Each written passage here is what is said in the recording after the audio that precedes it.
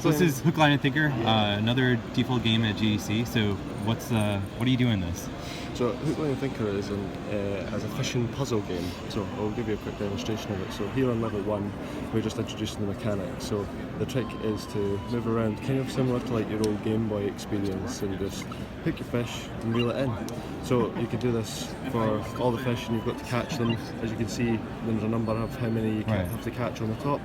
And you've got a length of spool that tells you how long your reel is, and over time, like, it becomes more apparent that your length of spool is important for how you're going to catch the fish. Or it's also important to mention that it has kind of like a snake mechanic too, and that you can't cross over your line. You can't go back into your line, and once you've caught like a fish, it's like you can't move and stuff like that. So as you see, once you've caught all the fish, you'll complete the level that's named for it. So quickly demonstration, the second level, you see we start to introduce more mechanics, such as the debris blocks. And with the debris blocks, your hook can pass through it, but fish cannot. So they get stuck and the hook comes out. So as you can see though, you've got crabs here, and when you catch the crab, it breaks the block. But at the same time, you can see there, my spool went down from 30 to 25, so there's like consequences for catching some of the fish, sea creatures as well. But that's what we needed to do in order to catch the fish, and level complete.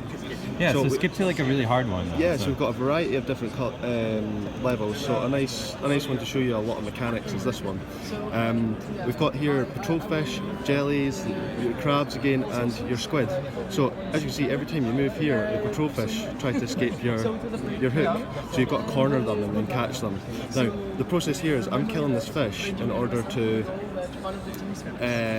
use it to cut the jellyfish stingers, which we'll show you in an earlier mechanic.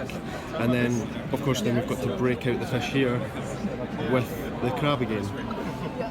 Yeah, this gets really complicated. It starts to get really in depth, and so I can show you for down here as well, right? We're going to end up catching this patrol fish, which you can't through the debris blocks as well, but they're getting in the road for you, so you have to be, like there for example, I've just caught the patrol fish again, which is just a nuisance for you as you're playing the game. But if you come back this way, and I can catch this crab, and then it breaks out the patrol fish, which can move about and everything like that. But the patrol fish has got a bit too much room to move around, and he can be quite hard to catch. So in order to catch him, you use the squid to block the way. Nice. And then you can pull them out. As you can see, I've done it wrong there, and now the squid block is actually now blocking my way for getting this patrol fish out. And so I've trapped it all in there. So we've got like nice little mechanics like reset for it, so you can reset level. The whole thing is iteration. It's the same.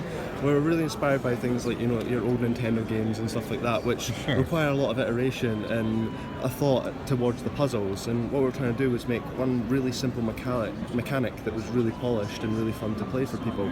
So currently, as you can see, we've got 30 levels with all those mechanics in it, and every 10 levels you get one special level which has a boss in it, which is 2x2, which is bigger. Yeah. So in this level, for example, you can see the squid and the sponges here absorb one block of ink, and basically you're just trying to clear a path for this gigantic octopus to get out, and it just all becomes a bit more complicated because it's you're using things like, oh, I know I can now go through here to catch this squid, but well, the sponge mechanic only actually absorbs one ink, so you have to watch in which way you're pulling them through.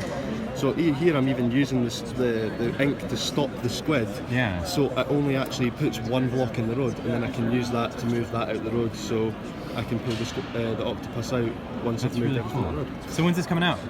So we're hoping to release this in the next 2 months. For Android and iOS. We've also got HTML5 build, which is currently online because we're getting a lot of people to test it at the moment. It's really fun. You can find it on Rhythm Links itch.io. Cool. And again, this was Hook, Line, and Thinker, right? Cool. Well, thanks for showing me. Thank you very much.